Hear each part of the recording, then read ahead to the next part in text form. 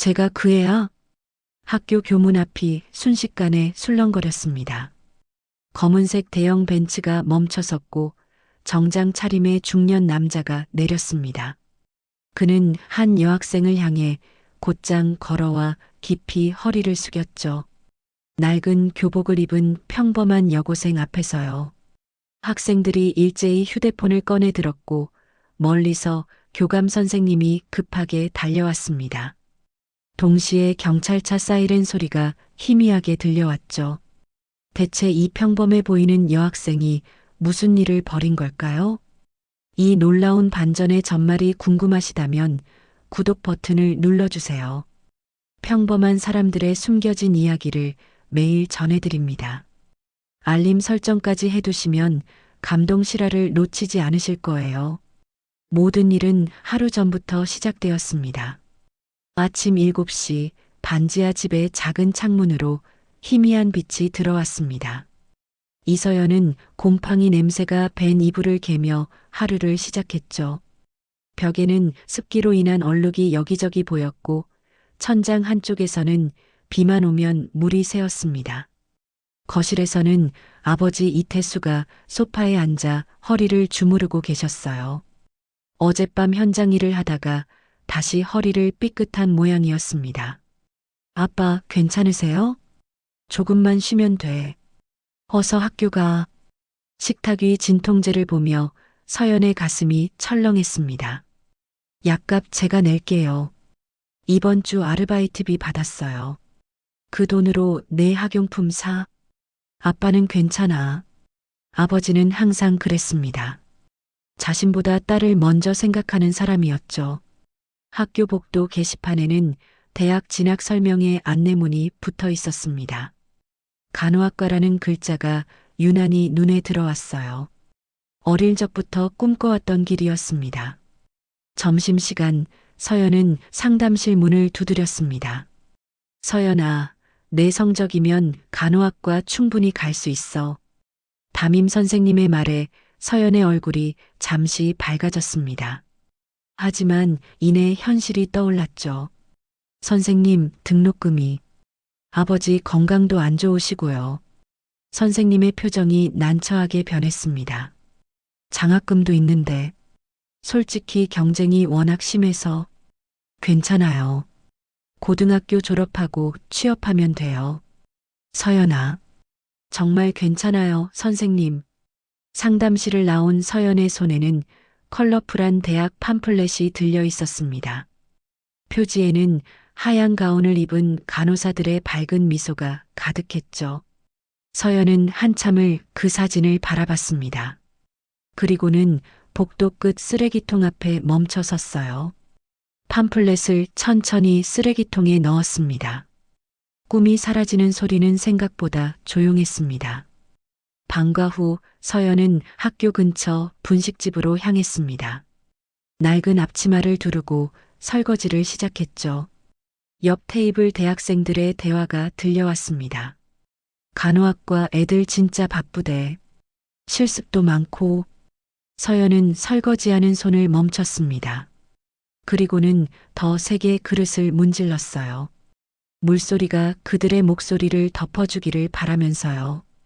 저녁 9시 아르바이트를 마친 서연은 천천히 집으로 걸어갔습니다. 주머니 속 5만 원이 묵직하게 느껴졌어요. 아버지 약값 3만 원, 반찬 살 돈 2만 원. 계산은 항상 정확했습니다. 집에 도착하자 아버지가 저녁상을 차려놓고 있었습니다. 김치찌개와 계란말이, 그리고 김치. 늘 똑같은 반찬이었지만 서연은 맛있게 먹었어요. 우리 딸, 오늘도 좋은 하루였어? 네, 아빠. 서연은 거짓말을 했습니다. 아버지를 걱정시키고 싶지 않았으니까요. 식사 후 아버지가 말했습니다. 서연아, 아빠가 돈을 많이 못 벌어줘서 미안하다. 아빠, 무슨 말씀이세요? 서연은 아버지의 손을 잡았습니다. 굳은 살이 가득한 거친 손이었죠. 아빠가 늘 말씀하셨잖아요. 가난해도 떳떳하게 살자고. 저 그렇게 살고 있어요. 그래. 우리 딸이 제일 떳떳해. 아버지의 눈가가 붉어졌습니다. 그날 밤 서연은 책상 서랍을 열었습니다. 중학교 때 적어놓은 나의 꿈 간호사라는 종이가 들어 있었죠. 하얀 가운을 입은 자신의 그림도 그려져 있었습니다. 서연은 그 종이를 다시 서랍 깊숙이 넣었습니다. 언젠가 다시 꺼낼 수 있기를, 그날이 오기를 바라면서요. 하지만 서연은 몰랐습니다. 다음 날 자신에게 어떤 일이 벌어질지, 그 일이 인생을 어떻게 바꿔놓을지를요. 저녁 8시 분식집 아르바이트를 마친 서연은 가방을 메고 밖으로 나왔습니다. 차가운 바람이 볼을 스쳤지만 걸음은 가벼웠어요. 주머니 속 5만 원이 든든하게 느껴졌죠. 횡단보도 앞에 퇴근길 직장인들과 학생들이 신호를 기다리고 있었습니다. 그 중에는 소박한 옷차림의 중년 여성도 있었어요. 신호가 바뀌었습니다. 사람들이 걷기 시작했어요. 바로 그 순간이었습니다. 앞서 걷던 중년 여성이 갑자기 비틀거리더니 가슴을 움켜쥐었어요. 그리고는 그대로 차가운 아스팔트 위로 쓰러졌죠. 쿵! 둔탁한 소리와 함께 횡단보도 한가운데 여성이 쓰러져 있었습니다. 사람들이 놀라 멈춰섰습니다. 하지만 아무도 다가가지 않았어요. 누군가는 휴대폰을 꺼냈고 누군가는 그냥 지나쳐갔습니다. 누가 119 좀 불러요. 한 아주머니가 소리쳤지만 정작 본인은 발만 동동 구를 뿐이었습니다. 서연은 망설이지 않았습니다. 가방을 내려놓고 쓰러진 여성에게 달려가 무릎을 꿇었어요. 할머니, 정신 차리세요. 여성의 얼굴은 창백했고 이마에는 식은땀이 송글송글 맺혀 있었습니다. 서연은 재빨리 맥박을 짚어봤어요. 누가 119 불렀어요? 아까 누가 부른다고 했는데 구급차가 언제 올지 모르잖아요. 지금 퇴근 시간이라 길도 막히고. 서연은 순간 결정을 내렸습니다. 주머니에서 지갑을 꺼냈어요. 5만 원. 이번 주 생활비 전부였죠. 아버지 약값인데. 하지만 사람 목숨이 먼저야. 서연은 도로 쪽으로 달려가 신호에 걸린 택시를 발견했습니다. 필사적으로 손을 흔들었어요. 기사님, 여기요. 택시가 다가오자 서연은 재빨리 뒷문을 열었죠. 저기 할머니가 쓰러지셨어요. 병원까지 좀 모셔다 주세요. 제발이요. 학생, 이런 경우는 구급차 기다리면 너무 늦을 것 같아요. 서연은 지갑을 보였습니다. 제가 택시비 다 낼게요. 기사는 한숨을 쉬며 고개를 끄덕였습니다. 서연은 다시 여성에게로 달려갔습니다. 혼자서는 일으킬 수 없었어요. 좀 도와주세요. 젊은 남자 2명이 나섰습니다. 셋이 힘을 합쳐 조심스럽게 여성을 부축해 택시에 태웠어요. 택시가 출발하자 서연은 여성의 손을 꼭 잡았습니다. 차가운 손이었어요. 손목에는 고급스러운 시계가 반짝이고 있었습니다. 할머니, 조금만 참으세요. 금방 도착해요. 여성이 희미하게 눈을 떴습니다. 초점 없는 눈으로 서연을 바라보더니 떨리는 목소리로 중얼거렸어요. 고맙구나. 그 한마디를 하는 것도 힘든 듯 여성은 다시 눈을 감았습니다. 기사님, 좀 더 빨리 갈 수 있을까요? 거의 다 왔어. 병원 응급실 앞에 도착했을 때 서연은 재빨리 뛰어내렸습니다. 여기 환자 있어요. 의료진이 달려왔고 여성은 곧바로 들것에 실려 응급실 안으로 사라졌습니다. 서연은 안도의 한숨을 내쉬며 주저앉았어요. 간호사가 다가왔습니다. 학생, 보호자예요? 아니요. 길에서 쓰러지신 걸 봐서요. 잠시 후 의사가 나왔습니다. 지갑이 있네요. 박정민 씨라고. 의사의 표정이 묘하게 변했습니다. 하지만 서연은 알아채지 못했죠. 보호자 연락처가 있으니 저희가 연락드리겠습니다. 학생은 연락처만 남겨주세요. 서연은 전화번호를 적어주고 조용히 돌아섰습니다. 주머니에는 동전 몇 개만 남았어요. 집까지는 걸어서 1시간. 하지만 서연은 개의치 않았습니다. 마음이 뿌듯했으니까요. 병원 문을 나서며 뒤를 돌아봤습니다. 응급실 불빛이 환하게 켜져 있었어요. 할머니가 무사히 회복하시길. 밤 10시가 넘어 집에 도착했습니다. 발은 아팠지만 후회는 없었죠. 현관문을 열자 아버지가 걱정스러운 얼굴로 맞아줬습니다. 왜 이렇게 늦었어? 아빠 미안해요. 휴대폰 배터리가 나가서. 서연은 오늘 있었던 일을 천천히 이야기했습니다. 쓰러진 할머니, 택시, 병원까지. 아버지는 서연의 머리를 쓰다듬었습니다. 잘했어. 사람을 구한 거야. 그런데 아빠 약값이. 약이야 내일 사면 되지. 생명은 되돌릴 수 없잖아. 서연은 아버지의 품에 안겼습니다. 따뜻했어요. 그날 밤 서연은 편안하게 잠들었습니다. 내일은 또 평범한 하루가 시작되겠죠. 하지만 서연은 몰랐습니다. 다음 날 학교 앞에 검은 벤츠가 기다리고 있을 거라는 것을, 자신의 인생이 완전히 달라질 거라는 것을요. 다음 날 아침 서연은 평소처럼 걸어서 학교로 향했습니다. 학교 정문에 가까워지자 학생들이 평소보다 많이 몰려 웅성거리고 있었습니다. 저거 봐, 벤츠 아니야? 우리 학교에 저런 차 타고 오는 애 있었나?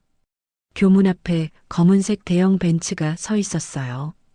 번쩍거리는 차체와 짙은 썬팅이 위압감을 풍겼죠. 서연이 지나치려는 순간 벤츠의 뒷문이 열렸습니다. 정장을 입은 중년 남자가 내려 서연에게 곧장 다가왔어요. 이서연 학생 맞습니까? 네, 맞는데요. 누구시죠? 남자는 명함을 건넸습니다. 하늘패션 비서실장 강민호. 하늘패션, 누구나 아는 대기업이었습니다. 어제 저희 회장님을 병원까지 모셔주신 학생이시죠? 회장님께서 꼭 감사 인사를 전하라고 하셨습니다. 순간 서연의 머릿속이 하얘졌습니다. 어제 그 할머니가 대기업 회장이었다고? 강민호는 서류 가방에서 두툼한 흰색 봉투를 꺼냈습니다. 회장님께서 감사의 표시로 전해드리라 하셨습니다. 어제 택시비와 생명의 은인에게 드리는 작은 성의입니다. 주변 학생들이 점점 더 가까이 모여들었습니다. 누군가는 휴대폰을 꺼내 촬영하기 시작했어요. 서연은 봉투를 보고 고개를 저었습니다. 감사하지만 받을 수 없어요. 강민호의 눈썹이 올라갔습니다. 학생, 이건 정당한 보상입니다. 죄송하지만 저는 대가를 바라고 한 일이 아니에요. 누구든 그 상황에서는 그렇게 했을 거예요. 서연의 목소리는 떨렸지만 확고했습니다. 학생, 이건 회장님의 진심이. 비서실장님, 서연이 말을 끊었습니다. 정말 감사해요. 하지만 저는 그날 할머니를 도운 것에 후회하지 않아요. 보상이 없어도요. 서연은 주변을 둘러봤습니다. 학생들이 휴대폰으로 촬영하고 있었죠. 제 엄마가 늘 말씀하셨거든요. 남을 도울 때는 오른손이 한 일을 왼손이 모르게 하라고. 이렇게 많은 사람들 앞에서 보상을 받는 건 더더욱 아닌 것 같아요. 강민호는 한동안 서연을 바라봤습니다. 그의 눈빛에는 놀라움과 존경이 담겨 있었어요. 알겠습니다. 학생의 뜻을 회장님께 전하겠습니다. 그는 봉투를 다시 넣고 주머니에서 작은 명함을 꺼냈어요. 이건 제 연락처입니다. 혹시 도움이 필요하면 언제든 연락 주세요. 이건 보상이 아니라 한 어른이 훌륭한 학생에게 주는 약속입니다. 서연은 잠시 망설이다가 명함을 받았습니다. 감사합니다. 그럼 들어가세요. 학생, 강민호가 서연을 불렀습니다. 회장님께서 꼭 한번 뵙고 싶어 하십니다. 부담 갖지 말고 시간 날 때 연락 주세요. 서연은 고개를 끄덕이고 교문 안으로 들어갔습니다. 뒤에서 벤츠 엔진 소리가 들렸고 곧 차는 떠났어요. 친구들이 우르르 몰려왔습니다. 야, 이서연. 방금 그게 뭐야? 하늘 패션이라고 했지? 너 대체 뭐 한 거야? 봉투에 돈 엄청 많아 보이던데 왜 안 받은 거야? 그냥 어제 어떤 할머니를 병원에 모셔다 드렸을 뿐이야. 그 할머니가 하늘 패션 회장이었다고? 나도 몰랐어. 친구 하나가 휴대폰을 흔들었습니다. 야, 너 방금 다 찍혔어. 이거 SNS에 올려도 되지? 제발 그러지 마. 서연이 간청했지만 이미 몇몇이 사진과 영상을 올리기 시작했어요. 벤츠를 거절한 여고생 돈보다 양심을 택한 학생 하늘 패션 회장을 구한 평범한 여고생. 자극적인 제목들이 순식간에 퍼져나갔습니다. 첫 교시가 시작되었지만 서연은 수업에 집중할 수 없었습니다. 뒤에서는 계속 수군거리는 소리가 들렸고 복도를 지나가는 학생들이 창문으로 들여다봤죠. 쉬는 시간 교무실에서 방송이 나왔습니다. 2학년 3반 이서연 학생은 교장실로 오시기 바랍니다. 교장실 문을 열자 교장 선생님과 담임 선생님이 앉아 계셨어요. 서연아, 앉아라. 교장 선생님의 표정은 복잡했습니다. 방금 여러 언론사에서 연락이 왔다. 내 이야기를 취재하고 싶다는데. 서연은 고개를 저었습니다. 죄송하지만 인터뷰는 하고 싶지 않습니다. 그냥 조용히 지나갔으면 좋겠어요. 담임 선생님이 말했습니다. 서연아, 내가 한 일은 정말 훌륭해. 많은 사람들에게 좋은 영향을 줄 수 있어. 선생님, 저는 그냥 평범한 학생이고 싶어요. 이런 관심은 부담스러워요.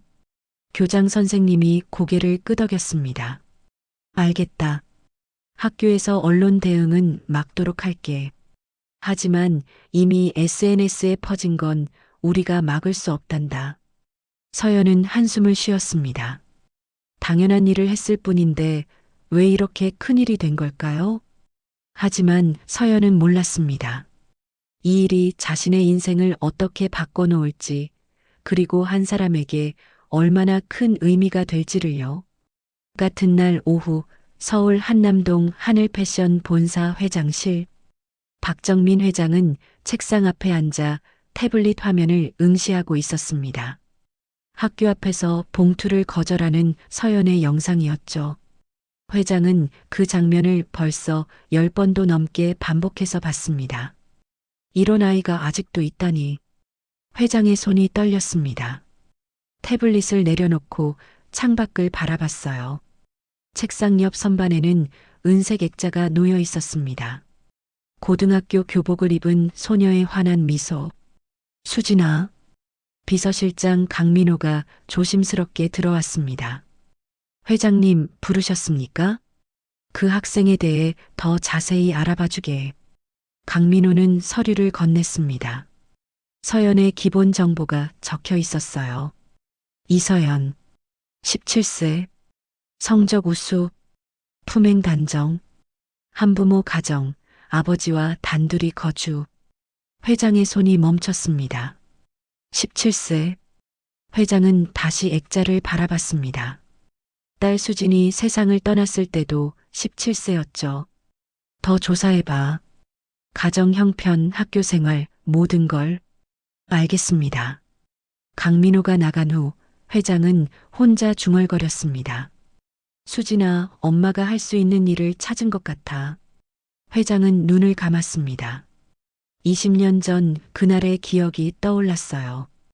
2005년 가을 고등학교 3학년이었던 딸 수진이 현관문을 열고 들어왔습니다. 엄마, 오늘 학교 축제인데 같이 가자.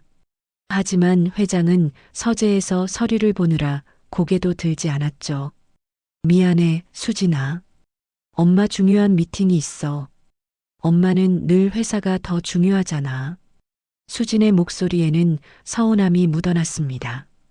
수진아, 엄마가 이렇게 일하는 것도 다 너를 위해서.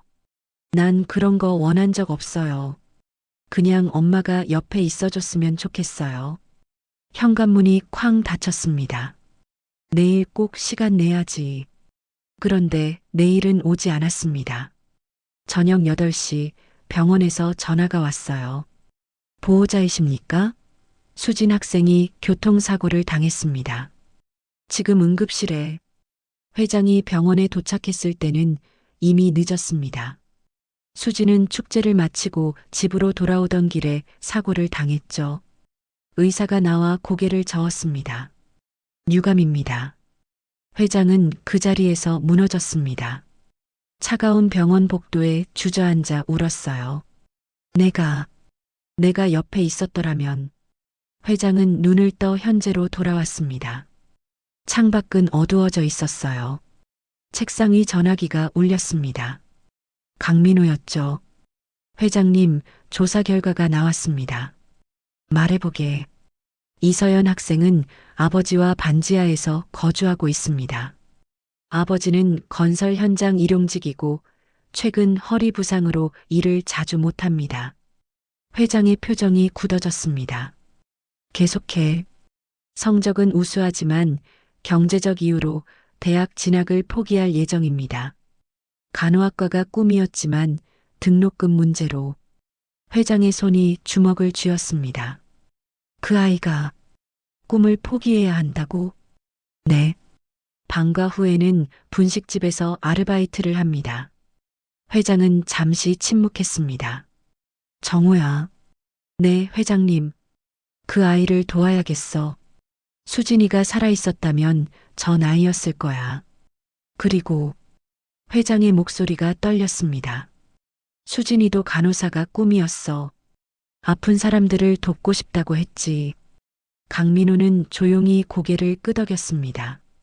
어떻게 도와드릴까요? 조용히, 아주 조용히 도와줘. 그 아이가 부담스러워하지 않도록. 학교에 익명으로 장학금을 기탁하고 아버지에게도 안정적인 일자리를. 알겠습니다. 강민호가 나가려던 순간 회장이 불렀습니다. 정호야, 한 가지 더. 말씀하십시오. 그 아이를 직접 만나보고 싶어? 갑자기 나타나면 놀랄 테니까 자연스럽게 접근할 방법을 찾아봐줘. 네, 회장님. 혼자 남은 회장은 다시 수진의 사진을 바라봤습니다. 수진아, 미안해. 엄마가 너한테는 제대로 못해줬지만. 회장의 눈에서 눈물이 흘렀습니다. 이번엔 달라질 거야. 그 아이만큼은 꿈을 포기하지 않게 해줄게. 창밖으로 서울의 불빛들이 반짝이고 있었습니다. 회장은 알지 못했습니다. 자신이 내린 이 결정이 서연의 인생뿐만 아니라 자신의 인생까지 완전히 바꿔놓게 될 거라는 것을요. 일주일 후 서연의 학교에 공지가 떴습니다. 익명의 후원자께서 저소득층 학생 대상 장학금을 기탁하셨습니다. 점심시간 서연은 학생부에 불려갔습니다. 서연아, 축하한다. 내가 장학금 1순위 대상자야. 장학금이요? 제가요? 그래. 대학 등록금 전액과 생활비까지 지원한대. 조건은 단 하나, 꿈을 포기하지 말라는 거야. 서연의 눈이 커졌습니다. 선생님, 이게 정말 진짜야. 서연아, 이제 간호대 갈 수 있어. 서연의 눈에서 눈물이 흘렀습니다. 고맙습니다. 나한테 고마워할 게 아니라 후원자분께 감사해야지. 복도를 걸으며 서연은 생각했습니다. 누가 이런 일을. 혹시 그 할머니? 며칠 후 아버지에게서 전화가 왔습니다. 서연아, 큰일 났어. 아빠, 무슨 일이에요? 좋은 일이야. 하늘 패션 계열사에서 정규직 제안이 들어왔어. 정말요? 안전관리직이라서 몸도 무리 없을 것 같대. 급여도 지금보다 훨씬 좋고. 잘됐다, 아빠. 근데 이상하지 않니? 내가 일용직인데 갑자기 정규직이라니. 서연도 고개를 갸웃했습니다. 하늘 패션. 일주일 전 학교 앞에 왔던 그 회사. 이것도 우연일까? 방과 후 서연은 분식집으로 향했습니다. 문을 여는 순간 낯익은 얼굴이 보였어요. 카운터 앞에 소박한 옷차림의 중년 여성. 일주일 전 병원에 데려다 드렸던 그 할머니였죠. 할머니. 서연이 달려갔습니다. 괜찮으세요? 덕분에 완전히 나았단다. 그날 내가 아니었으면 큰일 날 뻔했어. 다행이에요. 일하는구나, 여기서? 네. 방과 후에 아르바이트예요. 힘들겠다. 아니에요. 좋은 사장님 만나서 행복해요. 회장은 서연의 밝은 모습에 가슴이 뭉클했습니다. 학생, 잠깐 앉을 수 있을까? 손님이 없었습니다. 사장님이 고개를 끄덕이자 서연은 할머니 옆에 앉았어요. 꿈이 뭐니? 간호사요. 아픈 사람들 돕고 싶어요. 훌륭한 꿈이네. 할머니처럼 갑자기 쓰러지신 분들을 빨리 도울 수 있잖아요. 회장의 눈가가 붉어졌습니다. 20년 전 딸 수진이 했던 말과 똑같았어요. 꼭 이루렴. 넌 분명 훌륭한 간호사가 될 거야. 감사해요. 근데 서연이 쓸쓸하게 웃었습니다. 꿈이야 공짜지만 등록금은 아니잖아요. 회장은 서연의 손을 잡았습니다. 서연아, 세상에는 좋은 사람들이 많단다. 내가 선하게 살면 분명 도움의 손길이 찾아올 거야. 그런가요? 그래. 할머니가 보장해. 두 사람은 한참을 이야기를 나눴습니다. 학교 생활, 아버지, 서연의 꿈까지. 회장은 서연의 모든 말을 귀 기울여 들었어요. 할머니, 성함이 어떻게 되세요? 회장은 잠시 망설였습니다. 그냥 할머니라고 불러줘. 그게 더 좋아. 네, 할머니. 손님이 들어오자 서연은 일어났습니다. 할머니, 주문하실 거 있으세요? 떡볶이 하나 줄래? 네, 제가 맛있게 만들어 드릴게요. 서연이 주방으로 가는 동안 회장은 그 뒷모습을 한참 바라봤습니다. 앞치마를 두르고 열심히 떡볶이를 만드는 서연. 손님에게 환하게 웃으며 음식을 내주는 모습. 모든 게 소중했습니다. 회장은 휴대폰을 꺼내 강민호에게 조용히 문자를 보냈습니다. 장학금과 일자리 잘 진행됐지? 곧 답장이 왔습니다. 네, 회장님. 모두 처리했습니다. 회장은 휴대폰을 내려놓고 다시 서연을 바라봤습니다. 수진아, 이 아이는 엄마가 꼭 지켜줄게. 내가 이루지 못한 꿈을 이 아이만큼은 이룰 수 있게 해줄게. 일이 끝나고 서연이 다가왔습니다. 할머니, 맛있으셨어요? 응, 정말 맛있었어. 다음에 또 오세요. 그럴게. 서연아. 네. 힘들 때 혼자 견디지 마. 세상에는 널 도와주고 싶은 사람들이 있어. 서연은 고개를 끄덕였습니다. 회장이 떠난 후 서연은 카운터를 닦으며 생각했습니다. 장학금, 아버지의 새 직장, 그리고 할머니의 방문. 모든 게 우연치고는 너무 완벽하게 맞아떨어졌습니다. 설마. 하지만 서연은 그 생각을 멈췄습니다. 의심하는 것보다 감사하는 게 먼저니까요. 그날 밤 회장은 차 안에서 분식집을 바라봤습니다. 불이 꺼지고 서연이 나와 천천히 걸어가는 모습이 보였어요. 정호야, 잘했어. 그 아이가 눈치채지 못하게. 앞으로도 조심스럽게 진행하겠습니다. 차가 출발했습니다. 하지만 회장은 계속 뒤를 돌아봤어요. 어둠 속으로 사라지는 서연의 뒷모습을 보면서요. 그리고 회장은 몰랐습니다. 머지않아 이 모든 선의가 예상치 못한 위기를 불러올 거라는 것을요. 2주가 지났습니다. 하늘 패션 본사 회장실에 낯선 남자가 찾아왔습니다. 무슨 일로 오셨습니까? 비서실장 강민호가 차갑게 물었습니다. 남자는 명함을 내밀었어요. 주간지 팩트데이 기자 최유진. 회장님과 이서연 학생에 대해 취재하고 싶습니다. 강민호의 표정이 굳어졌습니다. 최유진은 가방에서 사진들을 꺼냈습니다. 회장이 분식집에 앉은 모습, 서연과 대화하는 장면, 반지하 집 앞차까지 몇 주 동안 취재했습니다. 재미있더군요. 대기업 회장이 평범한 여고생을 각별히 챙기고 있다니. 최유진은 음흉하게 웃었습니다. 혹시 숨겨진 딸 아닙니까? 아니면 지금 협박하시는 겁니까? 협박이라니요. 진실을 보도하고 싶을 뿐입니다. 최유진은 태블릿을 꺼내 보여줬어요. 이미 작성된 기사 초안. 하늘 패션 회장의 숨겨진 비밀, 버려진 딸인가, 불륜인가. 원하시는 게 뭡니까? 10억이면 충분할 것 같습니다. 회장님께 보고하겠습니다. 3일 드리죠. 안 그러면 기사 나갑니다. 최유진이 나간 후 강민호는 회장에게 보고했습니다. 박정민 회장의 얼굴이 창백해졌어요. 서연이가 다칠 수도 있어. 그날부터 상황은 급속도로 나빠졌습니다. 최유진은 기사 일부를 온라인에 흘렸어요. 재벌 회장의 의문의 후원, 감동 마케팅인가 뒷거래인가. 다음 날 아침 서연이 교실에 들어서자 분위기가 이상했습니다. 친구들이 수군거리며 외면했어요. 한 친구가 휴대폰을 보여줬습니다. 기사였죠.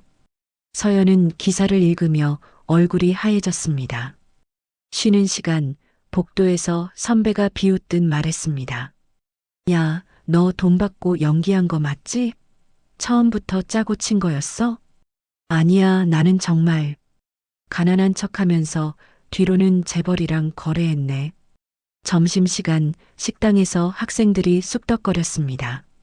자리에 앉으려 하자 옆 친구들이 일어나 다른 곳으로 갔어요. 서연은 혼자 밥을 먹었습니다. 목이 메어 넘어가지 않았죠. 방과 후 아버지에게서 전화가 왔어요. 서연아, 회사에서 해고 통보를 받았어. 뭐라고요? 본사에서 연락 왔대. 딸 때문에 회사 이미지가 실추된다고. 아빠 아니에요. 나는 아무것도. 알아. 괜찮아. 너무 걱정하지 마. 하지만 아버지의 목소리는 전혀 괜찮지 않았습니다. 서연은 분식집으로 향했습니다. 사장님이 난처한 표정으로 나왔습니다. 서연아, 미안한데 당분간 나오지 마. 손님들이 불편해하시네. 사장님, 저는 정말 알아. 하지만 장사가 안 되면 나도 어쩔 수 없잖니. 서연은 고개를 끄덕이고 돌아섰습니다. 집으로 가는 길 서연의 발걸음은 무거웠습니다. 착하게 살면 복 받는다고 했잖아. 왜 나만 이런 일을 겪어야 해? 집에 도착하자 아버지가 소파에 앉아 고개를 숙이고 있었습니다. 아빠, 서연아, 미안해. 아빠가 무능해서. 아빠 잘못 아니에요. 서연은 자신의 방으로 들어갔습니다. 문을 잠그고 침대에 앉았어요. 벽에 다시 붙여놓았던 나의 꿈 간호사 종이가 보였습니다. 서연은 그 종이를 천천히 떼어냈습니다. 그리고는 찢기 시작했어요. 찢어진 종이 조각들이 바닥에 흩어졌습니다. 서연은 바닥에 주저앉아 처음으로 소리내어 울었습니다. 왜 나만 이래야 해? 착하게 살면 복 받는다면서 할머니를 안 도왔어야 했나? 차라리 그날 모른 척 할 걸. 어깨가 떨렸습니다. 17년을 살면서 한 번도 무너지지 않았던 서연이 완전히 무너지는 순간이었어요. 밖에서 아버지가 문을 두드렸습니다. 서연아, 괜찮니? 서연은 대답하지 못했습니다. 서연아, 문 열어. 아빠가 있잖아. 하지만 서연은 문을 열지 않았습니다. 그날 밤 서연은 창밖을 바라봤습니다. 반지하 창문으로 보이는 건 지나가는 사람들의 발뿐이었어요. 내가 뭘 잘못한 걸까? 서연의 눈가는 붉게 부어 있었습니다. 바닥에는 찢어진 꿈의 조각들이 흩어져 있었고 서연은 그 한가운데 앉아 있었어요. 절망의 바닥이었습니다. 한편 회장실에서 박정민은 결심했습니다. 정우야, 더 이상 참을 수 없어. 기자회견을 준비해. 네, 회장님. 모든 걸 공개하겠어. 이제 숨지 않을 거야. 회장은 창밖을 바라보며 중얼거렸습니다. 서연아, 미안해. 할머니가 너를 지켜주지 못했구나. 그날 밤 두 사람은 서로 다른 장소에서 같은 하늘을 바라보고 있었습니다. 한 사람은 절망 속에서, 한 사람은 죄책감 속에서. 하지만 둘 다 몰랐습니다. 이 위기가 오히려 진실을 밝히는 계기가 될 거라는 것을요. 다음 날 아침 긴급 뉴스 속보가 떴습니다. 하늘 패션 박정민 회장, 오늘 오후 2시 긴급 기자회견. 서연은 학교에서 그 소식을 들었습니다. 저 할머니 뭐라고 할까? 서연이 진짜 숨겨진 딸인가 봐. 서연은 아무 말도 하지 않았습니다. 오후 2시 하늘 패션 본사 대강당. 수백 명의 기자가 몰려들었습니다. 카메라 플래시가 쉴 새 없이 터졌어요. 박정민 회장이 단상에 올랐습니다. 오늘 제가 이 자리에 선 이유는 저의 과거를 고백하고 용서를 구하기 위해서입니다. 기자들이 술렁거렸습니다. 20년 전 저는 사업에만 몰두했습니다. 그러다 가장 소중한 것을 잃었죠. 회장의 목소리가 떨렸습니다. 제 외동딸 수진이를 교통사고로 잃었습니다. 17세였어요. 회장은 잠시 말을 멈췄습니다. 딸은 학교 축제에 같이 가자고 했습니다. 하지만 저는 회사 미팅이 더 중요했죠. 회장의 목이 메었습니다. 그날이 마지막이었습니다. 제가 옆에 있었다면 막을 수 있었을지도 모릅니다. 최근 한 여고생이 길에서 쓰러진 저를 구해줬습니다. 회장은 서연의 사진을 화면에 띄웠어요. 이서연 학생입니다. 17세, 제 딸과 같은 나이죠. 그 아이에게서 제 딸의 모습을 봤습니다. 착하고 밝고 남을 먼저 생각하는, 제가 지켜주지 못한 딸의 모습을요. 회장의 눈에서 눈물이 흘렀습니다. 반지하 집에서 서연도 TV로 회견을 보고 있었습니다. 아버지와 함께요. 그래서 그 아이를 돕고 싶었습니다. 수진이에게 못해준 것들을 해주고 싶었어요. 회장은 서류를 꺼냈습니다. 장학금도 아버지 일자리도 모두 제가 준비했습니다. 조용히 그 아이가 부담스러워하지 않도록. 기자 한 명이 손을 들었습니다. 협박 의혹은 사실입니까? 네. 어떤 기자가 10억을 요구하며 그 아이와 가족을 스토킹하고 거짓 기사로 위협했습니다. 이미 검찰에 고소했습니다. 왜 이제야 밝히십니까? 처음엔 제 과거가 부끄러웠습니다. 딸을 지키지 못한 어미로서요. 회장의 목소리가 떨렸습니다. 하지만 그 때문에 서연이가 다쳤습니다. 학교에서 조롱당하고 아버지는 일자리를 잃었죠. 회장은 카메라를 똑바로 바라봤습니다. 서연아, 정말 미안해. 할머니가 너를 제대로 지켜주지 못했어. TV 앞 서연의 눈에서 눈물이 흘렀습니다. 오늘부로 수진 장학재단을 설립합니다. 개인 재산 500억 원을 출연해 어려운 환경의 학생들을 지원하겠습니다. 그럼 이서연 학생과는 어떤 관계입니까? 회장은 잠시 망설였습니다. 알고 보니 제 딸 수진이가 사고로 세상을 떠난 그 병원에서 같은 날 서연이 어머니도 돌아가셨습니다. 대강당이 순간 조용해졌습니다. 운명이 우리를 연결한 것 같습니다. 같은 날 같은 병원에서 소중한 사람을 잃은 두 사람을요. 회장은 눈물을 닦았습니다. 저는 딸을 잃고 20년을 후회 속에 살았습니다. 하지만 서연이를 만나 다시 살아갈 이유를 찾았어요. 이제부터라도 제대로 된 어른이 되고 싶습니다. 서연이뿐만 아니라 도움이 필요한 모든 아이들의 편이 되고 싶습니다. 회장은 깊이 고개를 숙였습니다. 저의 과거 잘못을 용서해 주십시오. 그리고 서연이에게 상처를 준 것도요. 카메라 플래시가 쉴 새 없이 터졌지만 회장은 고개를 숙인 채 움직이지 않았습니다. 기자회견이 끝난 후 회장은 차에 앉아 있었습니다. 정우야, 서연이에게 연락 왔니? 아직 없습니다. 그래, 당연하지. 내가 너무 많은 상처를 줬으니. 한편 서연의 집에서는 아버지가 딸의 손을 잡았습니다. 서연아, 할머니가 거짓말을 한 건 아니야. 다만 말하지 못했을 뿐이지. 그분도 아프셨던 거야. 너처럼. 서연은 TV 화면을 바라봤습니다. 고개 숙인 회장의 모습이 보였어요. 마음이 복잡했습니다. 분노와 서운함, 그리고 알 수 없는 안도감이 뒤섞였죠. 할머니도 나처럼 아팠던 거구나. 하지만 아직은 용서할 준비가 되지 않았습니다.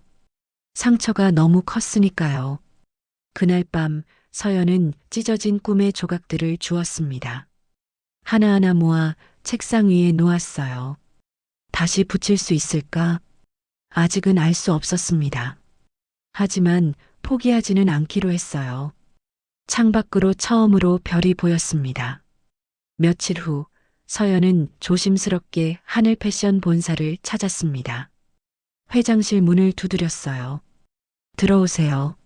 문을 열자 박정민 회장이 일어났습니다. 순간 둘 다 말을 잃었죠. 서연아, 할머니 회견 봤어요. 많이 놀랐지? 할머니도 힘드셨구나. 그 생각이 들었어요. 회장의 눈가가 붉어졌습니다. 수진 언니 이야기 들었어요. 제가 그날 병원에 있었는데 서연은 가방에서 작은 공책을 꺼냈습니다. 엄마가 남긴 일기장이에요. 마지막 장에. 서연이 펼쳐 보이자 회장은 떨리는 손으로 받아들었습니다. 옆 병실에서 누군가 딸을 부르며 우는 소리가 들렸다. 얼마나 아플까? 나도 곧 딸을 두고 가야 하는데 그분께 전해주고 싶다. 딸은 엄마를 원망하지 않을 거라고. 힘내시라고. 회장은 일기장을 보며 눈물을 흘렸습니다. 내 어머니가 마지막 순간에도 엄마는 따뜻한 사람이었어요. 할머니처럼요. 회장은 서연을 꼭 안았습니다. 미안해, 정말 미안해. 할머니도 아팠잖아요. 20년 동안 두 사람은 한참을 그렇게 서 있었어요. 잠시 후 회장이 서연의 어깨를 잡으며 말했습니다. 서연아, 지금까지 넌 혼자 모든 걸 결정해야 했지? 서연이 고개를 끄덕였습니다. 아버지 약값이냐, 내 학비냐, 오늘 밥이냐, 내일 밥이냐. 회장의 목소리가 떨렸습니다. 이제 내가 선택하지 않아도 돼. 할머니, 등록금, 생활비, 아버지 병원비. 이 할머니가 내 편이 되어줄게. 이제부턴 어른이 책임질 거야. 서연은 처음으로 펑펑 울었습니다. 제가 선택 안 해도 되나요? 그래. 넌 이제 보호받을 자격이 있어. 정말 괜찮은 건가요? 물론이지. 서연은 회장의 품에서 한참을 울었습니다. 17년 동안 참아왔던 눈물이 쏟아졌어요. 3개월 후 수진 장학재단 개원식. 서연이 단상에 올라 축사를 했습니다. 저도 꿈을 포기해야 하는 아이였습니다. 하지만 누군가의 도움으로 다시 꿈을 꿀 수 있게 됐어요. 서연은 객석의 회장을 바라봤습니다. 저도 언젠가 누군가를 도울 수 있는 사람이 되겠습니다. 박수가 쏟아졌습니다. 저녁 서연과 아버지 그리고 회장은 조촐한 식당에서 저녁을 먹었습니다. 정민 씨, 우리 딸 잘 부탁드립니다. 태수 씨야말로 이렇게 훌륭한 딸을 키우셨으니 수진이가 있었다면 서연이만 했을 거예요. 서연이 웃으며 말했습니다. 할머니, 제가 수진 언니 목까지 효도할게요. 고맙다, 우리 서연이. 집으로 돌아온 서연은 책상 서랍을 열었습니다. 찢어졌던 꿈의 조각들을 테이프로 붙인 종이가 있었어요. 나의 꿈 간호사. 서연은 그 종이를 벽에 다시 붙였습니다. 창밖으로 별이 반짝이고 있었습니다. 다음 날 서연은 간호대 합격 통지서를 받았습니다. 아빠, 붙었어. 정말? 우리 딸 최고야. 아버지는 딸을 안으며 눈물을 흘렸습니다. 가난해도 떳떳하게 살라고 했는데 내가 정말 그렇게 살아줘서 고마워. 아빠가 가르쳐 주셨잖아요. 서연은 회장에게 전화를 걸었습니다. 할머니, 저 합격했어요. 축하한다. 저녁에 보자. 축하 선물이 있어. 저녁 회장이 준비한 건 작은 목걸이였습니다. 이건 수진이가 마지막으로 차고 있던 거야. 내가 가졌으면 좋겠어. 은색 목걸이에는 작은 별 모양 펜던트가 달려 있었어요. 제가 받아도 돼요? 그래. 수진이도 기뻐할 거야. 서연은 목걸이를 목에 걸었습니다. 할머니, 돈으로 살 수 없는 게 있다는 걸 이제 알았어요. 뭔데? 이렇게 따뜻한 마음이요. 할머니의 마음, 아빠의 사랑, 그리고 꿈을 꿀 수 있는 용기. 회장은 서연의 머리를 쓰다듬었습니다. 내가 그걸 알게 돼서 할머니가 더 고마워. 진짜 부자는 마음이 따뜻한 사람인 것 같아요. 맞아. 할머니가 뒤늦게 배운 거지. 밤하늘에 별들이 반짝이고 있었습니다. 가난했지만 따뜻한 마음을 잃지 않은 소녀. 부자였지만 가장 소중한 것을 잃었던 여인. 두 사람은 서로를 통해 진정한 부의 의미를 배웠습니다. 돈이 아니라 마음, 권력이 아니라 사랑, 명예가 아니라 함께하는 시간. 그것이 진짜 부자의 조건이었습니다.